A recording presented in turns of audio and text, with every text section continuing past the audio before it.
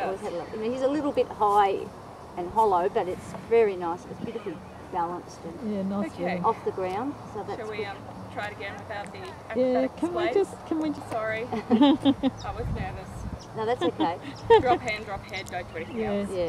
Yeah, if you want to go straight in and do it again, I mean, apart from the little naughty bits, he was sort of forward, but coming a bit above the bit, all those things that Yes. He was a little bit Shifty. A little bit, yeah. He's just trying to get away from it.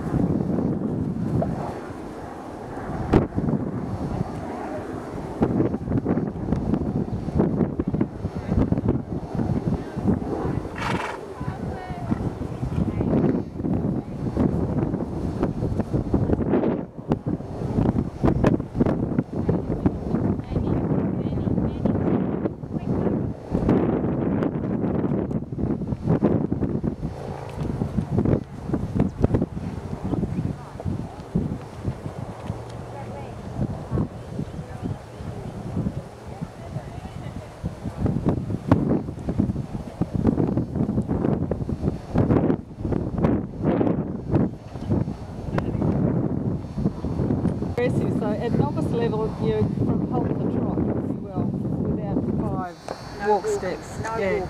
Preferably no walking at all. But definitely no. Okay, definitely no walking. That's going from the halt to the trot, not the other way.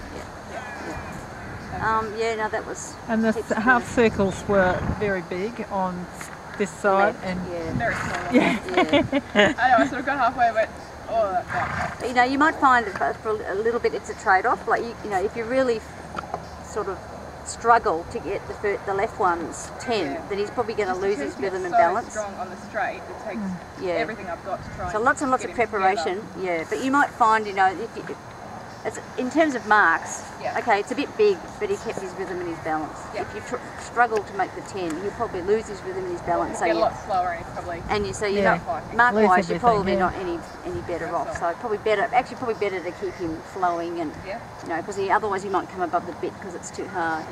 But obviously do the best you can to get around.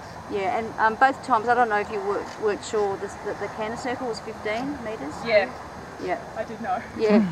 So that's something, because even like his transition is sharp, but he's got such a big boundy canter that he's sort of done the transition and you're already over there. So I'd be starting to turn him a little bit onto the circle. That was sort of my choice. Before you do. I'd rather, while he's like this, just keep him quiet and not force the issue. Same deal. And in 2 or 3 months' time.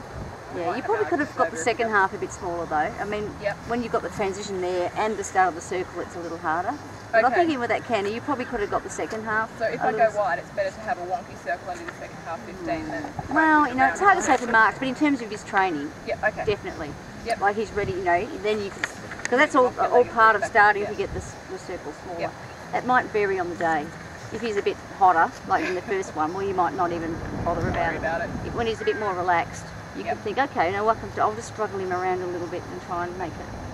Yeah, because it looked like, well, the only thing is that you might run the risk of getting an error because it looks so completely like a 20-metre circle that that's the risk you run. Yep. Okay. So if you're just thinking, I'll just make it a bit bigger to keep his balance, but make sure you don't go right to the rails because then you might get an error and that will be worse. Okay. Look at him now, calm as a cool as a He's an absolute liar. Standing out there, go to sleep. But it's not actually. He doesn't look to me like he's a hot horse. He's a little bit naughty, and he's he's testing you out still. But he's not actually. I think he doesn't look like he's a hot horse. No. He's quite calm. He just has his little. He's a bit strong-willed, perhaps. It's strong, full stop. Really. Yeah. But he decides he's going to go. Okay, thank you very much.